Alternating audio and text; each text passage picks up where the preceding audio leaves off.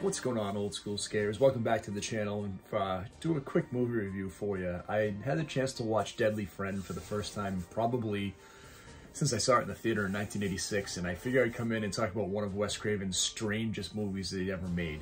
Deadly Friend came out in '86, so it was a couple of years after A Nightmare on Elm Street. You know, when you think of Wes Craven, you think about really, 3 or 4 movies that really come to mind. Obviously, the Scream franchise, the Nightmare on Elm Street. But then you go back to his original movies that he had, like, Last House on the Left and The Hills Have Eyes, which are really kind of gritty, scary movies. And you get into the Nightmare series, which was, again, a really gritty, scary movie, especially the first movie. And then you have this really kind of strange, really weird movie that came out in '86. And the movie was kind of known for a couple of different things, and I'll share that with you in a second. The movie originally was designed to be a sci-fi thriller, not a hardcore horror movie. They put it out, it was really more of a character study, kind of a dark romance between these two kids. And the two kids in the story, basically you have Paul, who's this really intelligent young guy. He's going to college, he's like a computer genius, he's built this robot that has AI. The robot gets destroyed, and his friend, Sam, played by Kristy Swanson, is abused by her dad. And there'll be some spoilers in here, but her dad ends up hitting her one night. She falls down the stairs and she becomes brain dead, and then they take her off life support. Paul's goal is to try to save her if he can, using the chip that he had from his robot with the artificial intelligence that got destroyed by one of the neighbors. And originally the movie, like I said, was designed to be this kind of dark love story between these kids and what happened. And Craven actually ran the movie through the test audience, and they thought it wasn't a Wes Craven movie, right? It wasn't really scary. It wasn't a horror movie. There was no gore. And remember, this is the height of the '80s, so we're right in the middle of, all of the slasher movies. We had already had, Chainsaw and Halloween, and then we're deep into the Friday the 13th franchise. We're getting into the third Nightmare on Elm Street movie already, because we had already had 1 and 2 come out. We're getting ready for 3. So in the middle of this whole thing, Craven's kind of trying to do something different. And I respect the hell out of him for doing something different. I was looking through Shudder tonight, and I was trying to find a horror movie. And for whatever reason, Deadly Friend came into my mind. And every once in a while, I think about that movie. And like I said, I remember seeing it as a kid. And that movie was known for really one scene. I'll talk about that scene in just a second. But in all the press that came up to it, any of the trailers, the TV spots, you always had this one crazy scene, which is what the movie was kind of thought of for. And as I was watching it tonight, I was trying to figure out the tone. I think Kristy Swanson does a pretty good job in the movie. She's an incredibly sympathetic character before she gets killed. And then she's, again, really over the top in the acting as the Frankenstein version of that. And this is what it is. It's kind of, I was trying to think of the best way to describe it. I would say it's probably Wes Craven's version of a horror comedy, but I don't know if it was intended to be a comedy. Frankenstein teenage love story. So it's a really weird amalgamation of a whole bunch of different movies. It's fun. Like I said, it's not a good movie. It was not successful at the box office. It had an $11 million budget. It made back like $9 million.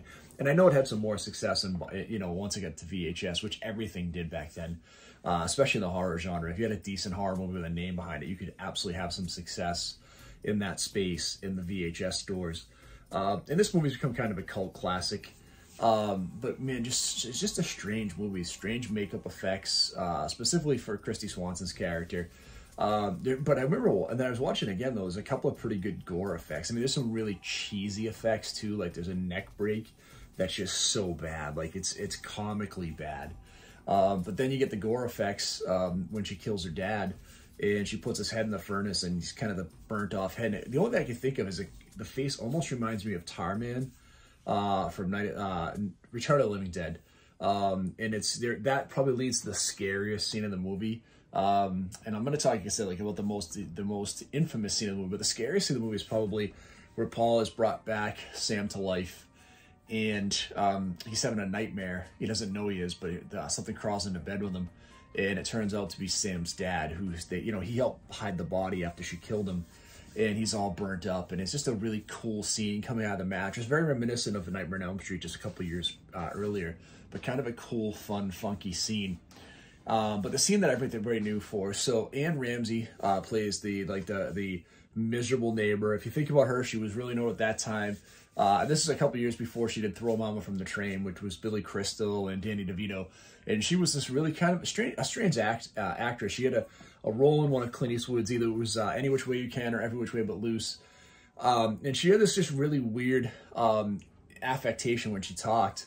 And it was just kind of she was a strange character. And she played really kind of weird, eccentric characters in the movie. And she was this neighbor across the street that was just, for lack of a better term, just kind of an asshole. Like, you know, I think of a better way to say it, but like, she hates all the kids in the neighborhood.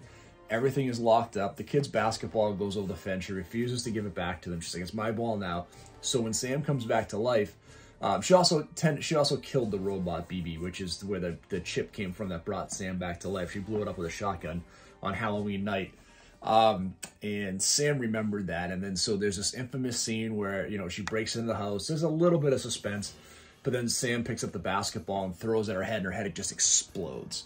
And then the body kind of walks around and falls over. And it's, again, not the greatest effects, but man, that scene back then was so well known. I think about in the 80s, when you think about head explosions, it was Scanners and it was Deadly Friend. And those are the two that always came to mind when you thought about that really kind of crazy, gory, over the top, you know, not even, I can't even say a decapitation. It's literally just exploding heads. And there was some version of that in a few different movies. So that was kind of a cool part. Here's what I would tell you about Deadly Friend. If you haven't seen it before, it's $1.99 on Amazon Prime to rent in HD. So again, it's 100, you know, an hour and a half. It's fun. It's goofy. The acting is not great. Paul's mom's a pretty good sympathetic character. He's a smart kid, you know, making some dumb decisions, but again, he's not stupid, and he's trying to hide things. Sam's very sympathetic, especially before she gets killed. She's a really likable character. Christy Swanson does a good job. And then I think it's probably the funnest thing to watch is for a couple of those gore scenes we talked about, and then just her acting, which is crazy over the top with really weird, like Night of the Living Dead level, like cheesy zombie makeup, like blue skin tone, and you know, big wide eyes, and it's fun. And if you haven't seen it before, like I said, so if you want to see something completely different, check out Wes Craven's teen love story, horror, comedy take on Frankenstein, and that's Deadly Friend. Thanks for checking out the channel. If you haven't done so far, please hit that like and subscribe button, and like we always say, stay scary.